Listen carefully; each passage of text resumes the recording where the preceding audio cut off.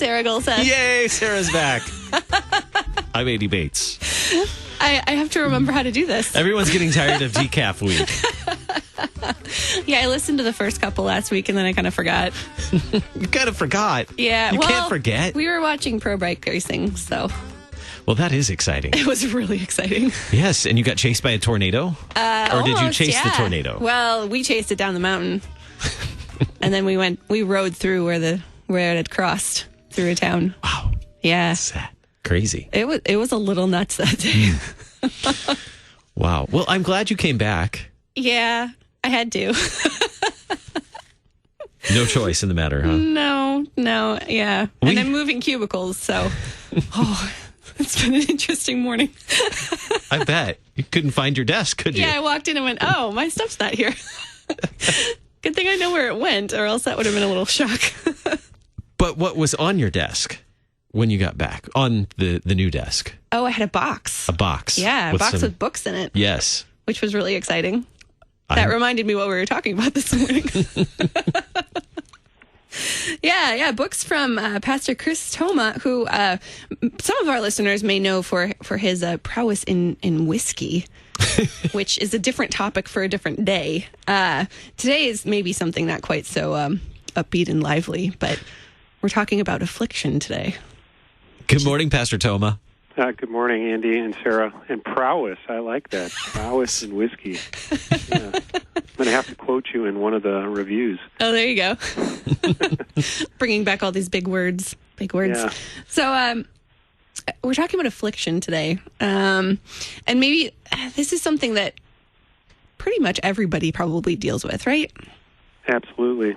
The story of Job is iconic, of course. First Peter says God allows affliction to strengthen our faith and to His glory. The text of John 9 is a great place. It's another example that talks about how affliction is in place. And the disciples, if you know the text, the disciples asked Jesus if the man was blind, because of his own sins or because of the sins of his parents. And Jesus said that neither one of those is the case, but the man was blind so that the miracle might take place and God's glory through Christ would be displayed. James's epistle encourages the readers to understand that a tested faith is it develops perseverance. Perseverance produces a mature faith, a sturdier hold on Christ, His forgiveness. And that, by the way, sounds a lot like what Paul says in Romans 5, which is a very important text in place to make sure that we know that when struggles are coming, we know we are not at war with God. They're going to come. They're absolutely going to happen, but we're not at war with God. We have peace with God through Christ. And now whatever's happening, whatever suffering is happening, whatever affliction, Paul is saying is in place to produce perseverance. Perseverance produces character. How else does he? He says character produces hope, and hope does not shame us. It doesn't put to shame. And why? Because it's set on Christ.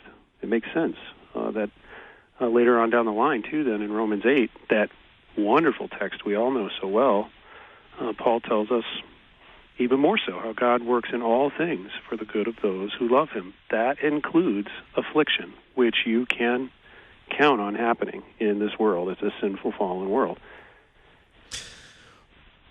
When we speak about affliction, we all see it through our own lens of our own experience.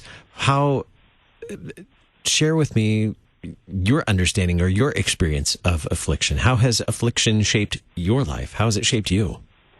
Well, I would say that I would imagine, depending upon the situation, that you're going to have particular reactions to what's going on, and those reactions are going to lead in ways that are shaping.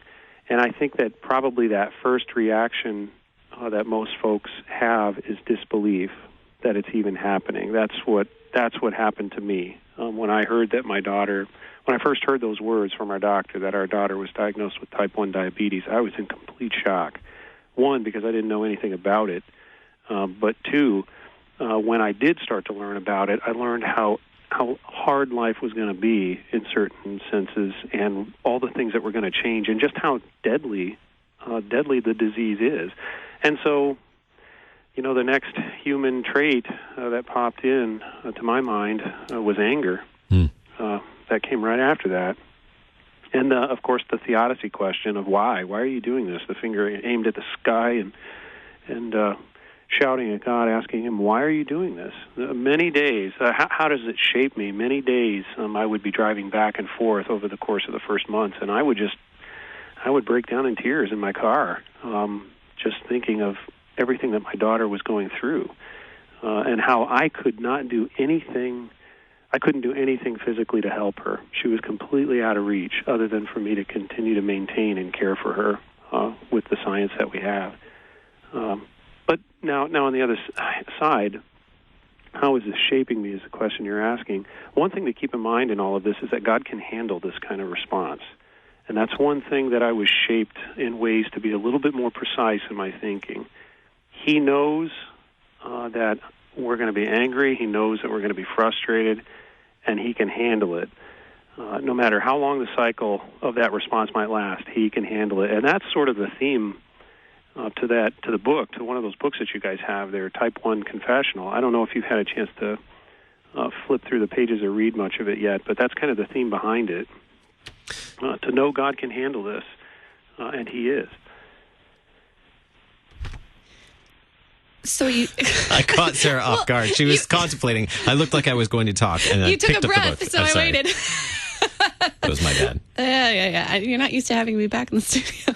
So you're talking about, your gut reactions and how do you work through that? Because that's a common thing to have something happen and then immediately, question it or become really frustrated or get very, very inward focused on, right. This is terrible for me. And it's all about it's all about me and how this is so bad for me. But how do you flip that around and focus on what God may be doing in your life?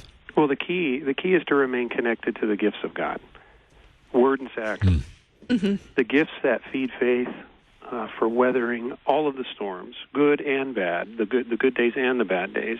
The promises of God are wrapped up right there in those means. And when you look to the Scriptures, you see plenty of examples of how the faithful were able to actually maintain this confidence and maintain this connection in the face of some pretty harrowing challenges simply by, now this might sound kind of strange to say it this way, but simply by turning the tables on God in a sense and holding him to his promises, to holding him to being true to his character, which is for him to love, for him to care for us, to give us what's needed in the midst of the struggle, to be merciful. Even when we can't necessarily see that mercy unfolding in the event, he is being merciful. And two examples of this come to mind right away now that we bring this up. The first is Jacob wrestling with God in Genesis chapter 32.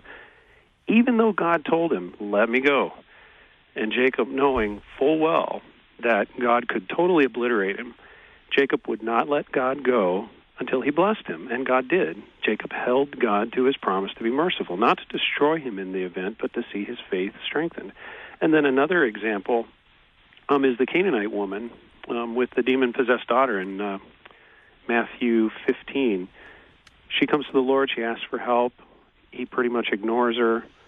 And this is a storm happening. This is the Lord actually allowing struggle. In fact, you could say that Jesus is being the storm to this woman. And so she's asking the Lord to help her, and he completely ignores her. The disciples are cruel. They say, send her away, Lord. And when she finally does get the Lord's attention, he calls her a dog and says she's unfit for a place at the table. But she's a believer. She proves this. And so she's tenaciously holding Jesus to his promises of mercy, and she's trusting that even the scraps that fall from the table would be enough for her. And so, of course, the whole time, through the eyes of faith, the gospel lifting us up, we can see that Jesus is leading her through this storm, and not just for her, but this is very important. He's doing it for everybody watching, too. His calling out before the whole crowd how her faith is so great, that's an evidence.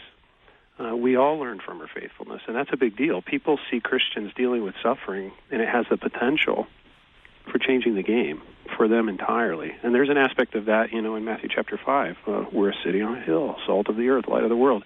People see us. They give glory to the Father.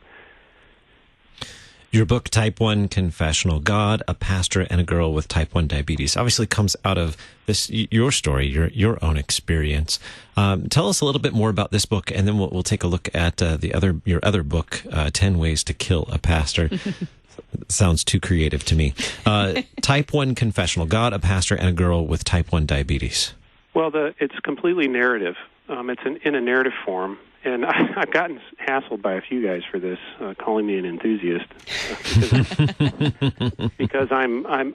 The whole book is set in the sense of me having conversations with God. God is. I'm walking through this situation with my wife, and I'm experiencing the things that I'm experiencing, and I'm saying all of the gut-wrenching things that I say, and anything that you read in the book happened. Of course, the conversation with God sitting there in my office or standing beside me while I'm looking into my daughter's bedroom while she's playing, those are imposed into the text, but they're all lifted up and out of the promises of God and the language that God uses by His Word. And so this was kind of a therapeutic way for me to wrestle with it. But in the introduction, I put a section in there about how this is something that can help people with all kinds of different problems, having this understanding of how God works in our lives, how He is displayed to us by the Word of God, and how that gospel is given to us and works in us to create within us something that can hold on in the midst of the darkness. And so the way I kind of say it in the introduction, at the end of it at least, is that my hope is that the book is going to, in a lot of ways, give a voice to the things that people are thinking in the midst of these struggles, but they can't necessarily figure out how to say. But I'm also hoping that I can help them focus the sadness, the anger, the frustration, all of these things that will emerge in the midst of these tragedies. I want them to be able to do that. And in the end, they're going to see Christ. They're going to see Jesus Christ crucified and risen for the sins of the world, and how His death on the cross is where our eyes are set. And there's our hope each and every single day, right there on Christ. So that's kind of the gist of the book. It unfolds as stories. Each one is a story of something that actually happened. We have just about 30 seconds. So the super Reader's Digest run through of 10 Ways to Kill a Pastor, Affliction from a different angle. Yeah, 10 Ways to Kill a Pastor, 30 seconds. It's written in a similar way. They're stories about things that happen in the lives of pastors, and it's meant to be given in a way that makes congregation folks aware, the church makes them aware of some of the darker struggles that pastors deal with from people in the congregation, from outside the congregation. And again, it's 10 narrative stories explaining that, giving situations that people can actually understand, and they're actually happening, and they're hefty in ways that people don't necessarily realize, I think. Pastor Thoma, where can we find your books?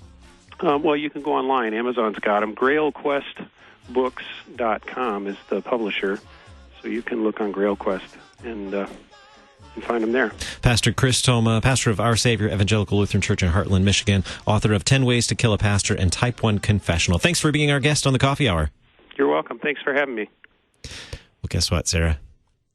That does it for the first segment. The next segment, I recorded yesterday with some students. From Concordia. Yeah. Concordia University, Chicago. DCE students were in the house here and had a chance to record with them.